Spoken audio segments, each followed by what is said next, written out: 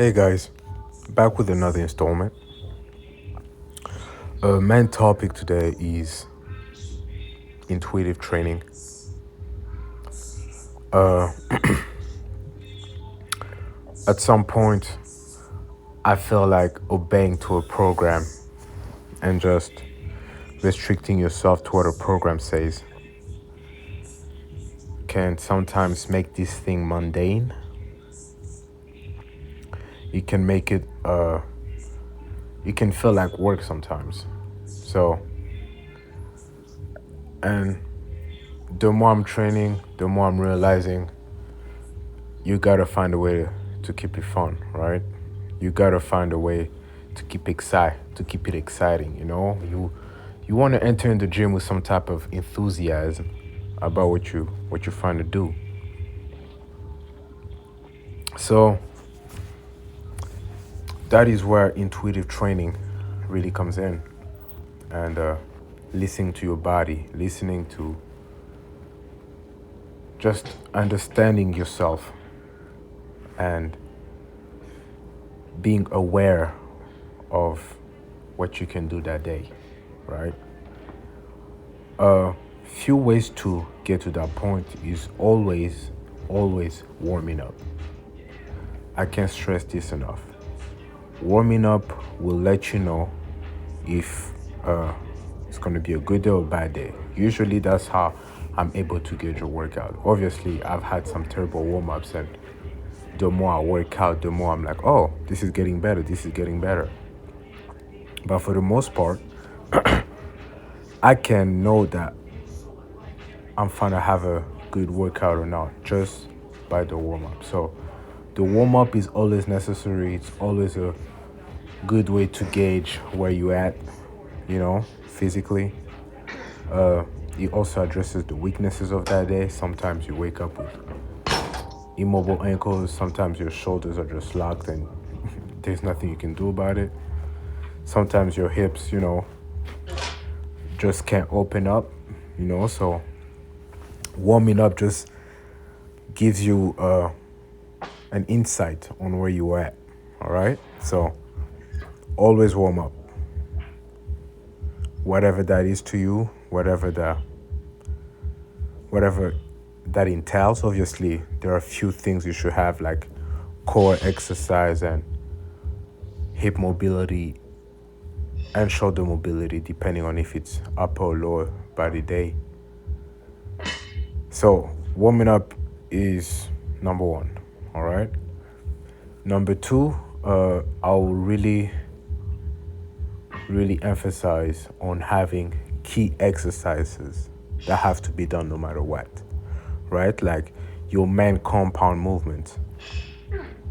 Just identifying one exercise for every workout, one compound movement for every workout. So for me, for the most part, on lower body day is the squat, right?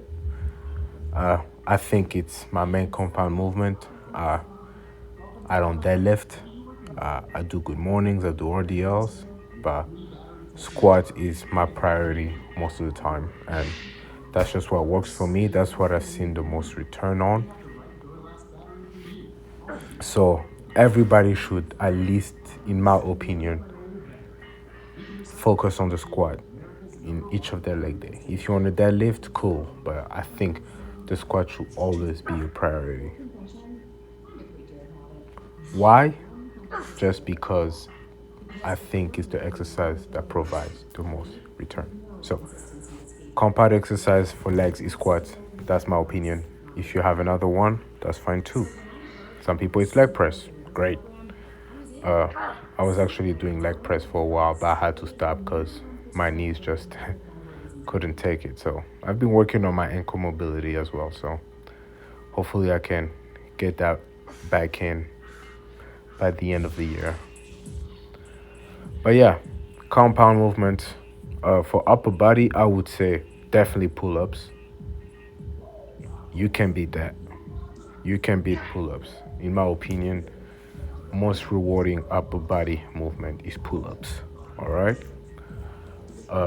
In terms of pushing movement, I would say that depends. Incline press, French press for some. If you're focusing on triceps like I am right now.